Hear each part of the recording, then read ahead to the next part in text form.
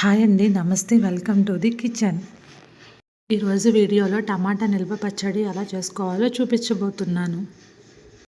కనుక పచ్చడి చేసుకున్నట్లయితే కనీసం 6 నెలలు ఈ పచ్చడి స్టోర్ ఉంటుందండి. చాలా పర్ఫెక్ట్గా వస్తుందండి. Easy process. ఎండలో పెట్టుకునే పని లేదు, ఎక్కువ టైం తీసుకునే పని లేదండి.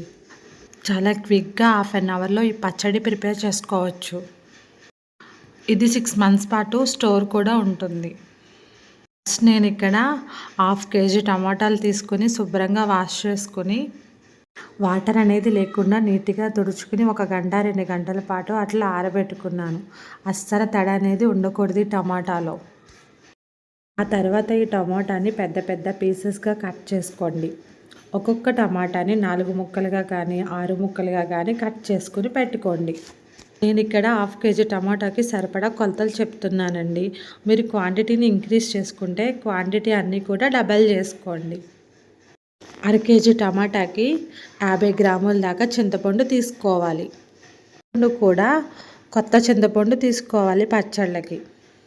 ఎప్పుడైనా సరే స్టోర్ ఉండే పచ్చళ్ళకి పాత చింతపండు కన్నా కొత్త చింతపండు తీసుకుంటేనే టేస్ట్ బాగుంటుంది, నిల్వ కూడా ఎక్కువ ఉంటుంది.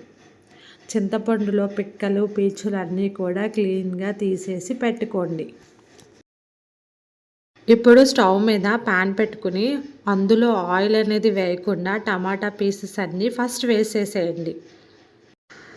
టమాటా పీసెస్ వేసిన తర్వాత చింతపండు కూడా అందులో వేసేయండి. ఇప్పుడు మూత పెట్టి టమాటాలను మెత్తగా సాఫ్ట్గా మగ్గిపోయే వరకు మగ్గించుకోవాలి.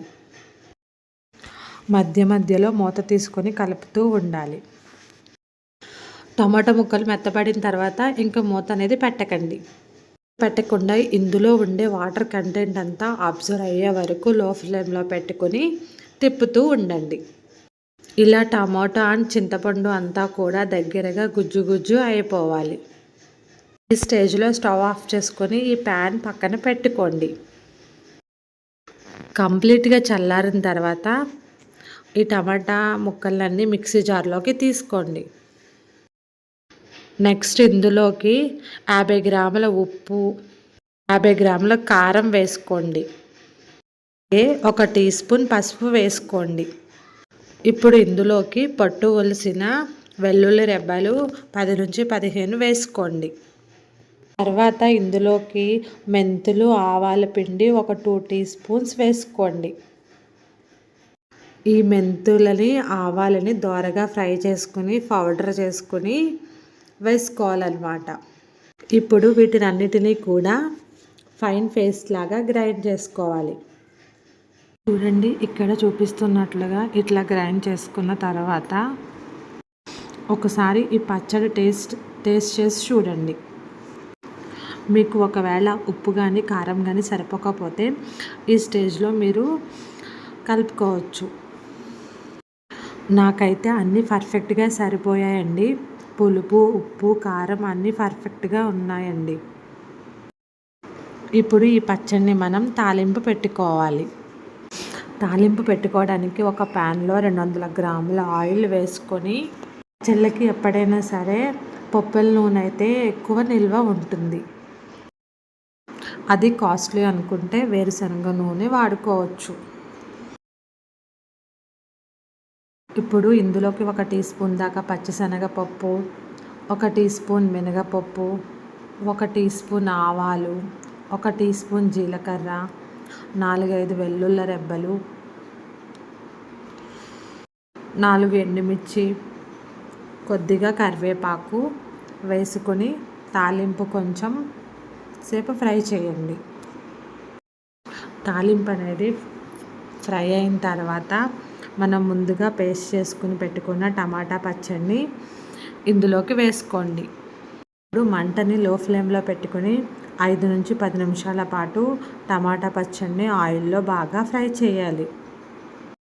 ఆయిల్లో ఈ పచ్చడి అనేది కొంచెం సేపు వేగాలి. ఇందులో ఉన్న పచ్చిదనం అంతా పోయి ఎక్కువ రోజులు నిల్వ ఉంటుంది పచ్చడి. అలాగే పచ్చళ్ళలో నూనె కొద్దిగా ఎక్కువ ఉండాలండి. నూనె తేలుతూ ఉండాలన్నమాట. అప్పుడే పచ్చడి అనేది ఎక్కువ నిల్వ ఉంటుంది.